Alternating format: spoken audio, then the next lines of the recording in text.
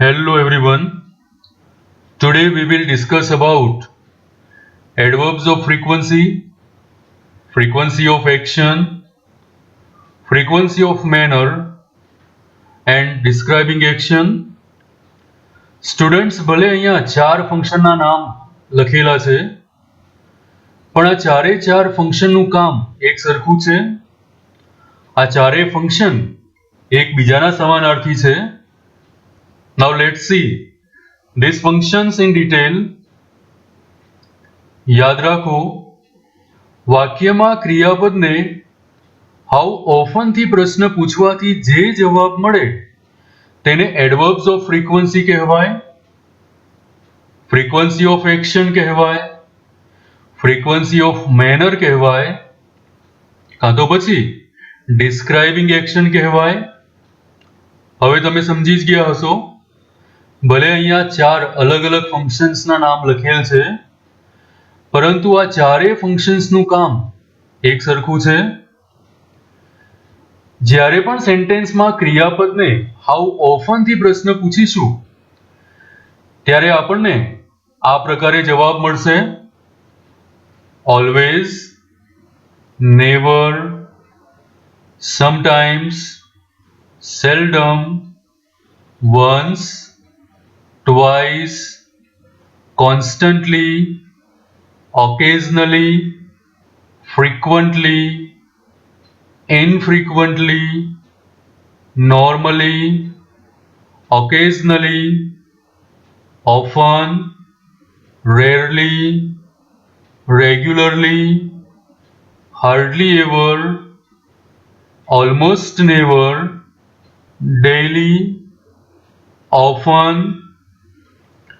જ્યારે પણ સેન્ટેન્સમાં how often થી પ્રશ્ન પૂછીશું ત્યારે આપણને આ પ્રકારના જવાબ મળશે જેમાં એવું દર્શાવેલું હશે કે અમુક ક્રિયા કે બનાવ કે ઘટના અમુક ચોક્કસ સમયે વારંવાર પુનરાવર્તિત થાય છે. માટે જ આ ફંક્શન્સને adverbs of frequency, frequency of action, frequency of manner કાં તો પછી ડિસ્ક્રાઇબિંગ એક્શન કહેવાય છે. Now let's see some examples. Ajay always visits his uncle. આપેલા સેન્ટેન્સમાં વિઝિટ્સ ક્રિયાપદ છે. આ સેન્ટેન્સમાં હાઉ ઓફન એટલે કેટલી વાર થી પ્રશ્ન પૂછીશું. અજય કેટલી વાર તેના અંકલની મુલાકાત લે છે તો આપણને આન્સર ઓલવેઝ મળે છે, હંમેશા એવો જવાબ મળે છે. માટે આપેલું sentence adverbs of frequency, frequency of action, frequency of manner કે પછી ડિસ્ક્રાઇબિંગ એક્શનનું કહી શકાય. Second example. Sohan comes to my house twice. Sohan મારા ઘરે 2 વાર આવે છે. અહીંયા કમ્સને પ્રશ્ન પૂછીએ કે સોહન કેટલી વાર આવે છે તો આપણને જવાબ મળશે ટ્વાઇસ એટલે કે 2 વાર. માટે પણ આ sentence adverbs of frequency, frequency of action, frequency of manner કાં તો પછી ડિસ્ક્રાઇબિંગ એક્શનનું કહી શકાય. Third example. Manoj rarely meets his friends. Manoj ભાગ્યે જ તેના મિત્રોને મળે છે. અહીંયા મીટ્સને પ્રશ્ન પૂછીએ કે મનોજ કેટલી વાર મળે છે તો આન્સર મળશે રેરલી, ભાગ્યે જ. Fourth example. Grandfather goes to temple regularly. દાદા નિયમિત મંદિરે જાય છે. અહીંયા goes ક્રિયાપદ છે. એને પ્રશ્ન પૂછીશું કે દાદા કેટલી વાર મંદિરે જાય છે તો આપણને આન્સર મળશે રેગ્યુલરલી, નિયમિતપણે જાય છે. તો સ્ટુડન્ટ્સ આ પ્રકારના આન્સર મળે કે જેમાં કોઈ પણ બનાવ કે ઘટના પુનરાવર્તિત થાય છે ત્યારે તમારે એવા સેન્ટેન્સીસને adverbs of frequency, frequency of manner, કાં તો પછી ફ્રીક્વન્સી ઓફ એક્શન, ડિસ્ક્રાઇબિંગ એક્શનનું સેન્ટેન્સ સમજવું. Now let's do some exercise. Complete the sentence using the function given in the bracket. કૌંસમાં આપેલા ફંક્શનની મદદથી સેન્ટેન્સને કમ્પ્લીટ કરવાનું છે. ફર્સ્ટ સેન્ટેન્સ, માય મધર, પછી વાક્ય અધૂરું છે અને ડિસ્ક્રાઇબિંગ એક્શન ફંક્શનની મદદથી આ સેન્ટેન્સને કમ્પ્લીટ કરવાનું છે. સ્ટુડન્ટ્સ, એક વાત ધ્યાન રાખીશું, ડિસ્ક્રાઇબિંગ એક્શન કે ફ્રીક્વન્સી ઓફ એક્શન આ પ્રકારના ફંક્શનમાં સેન્ટેન્સ હંમેશા સિમ્પલ પ્રેઝન્ટ ટેન્સનું જ લખવાનું છે. તો ચાલો મિત્રો આ સેન્ટેન્સને કમ્પ્લીટ કરીશું. My mother always goes to office. મારા મધર હંમેશા ઓફિસે જાય છે.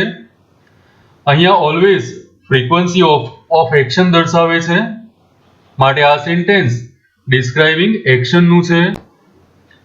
આ સેન્ટેન્સને આ રીતે પણ લખી શકાય, my mother always goes to the temple.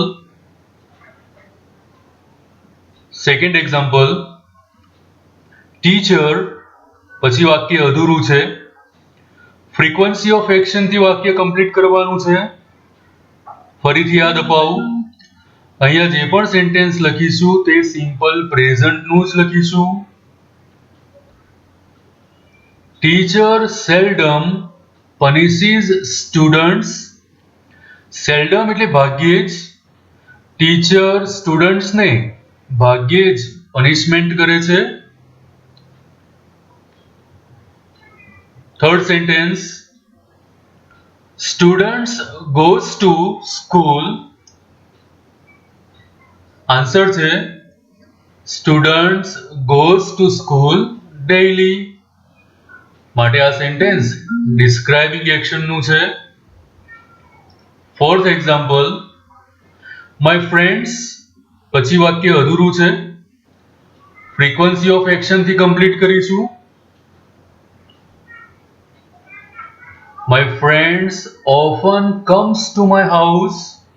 મારા મિત્રો ઘણીવાર મારા ઘરે આવે છે. ઓફન વર્ડનો યુઝ કર્યો છે જે ફ્રીક્વન્સી દર્શાવે છે. આઈ પ્લે ક્રિકેટ, પછીનું વાક્ય અધૂરું છે જેને ડિસ્ક્રાઇબિંગ એક્શન ફંક્શનથી પૂરું કરીશું. I play cricket every day.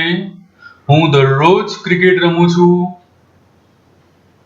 Sentence 6, we do our homework, પછી વાક્ય અધૂરું છે જેને આ રીતે કમ્પ્લીટ કરીશું. We do our homework regularly. Answer આ રીતે પણ લખી શકાય, we do our homework every day. તો સ્ટુડન્ટ્સ, આ ફંક્શનની અંદર જે પણ સેન્ટેન્સ લખીશું તે સેન્ટેન્સ સિમ્પલ પ્રેઝન્ટમાં જ લખીશું અને ફ્રીક્વન્સી દર્શાવતા વર્ડ્સનો ઉપયોગ કરી વાક્યને પૂર્ણ કરીશું.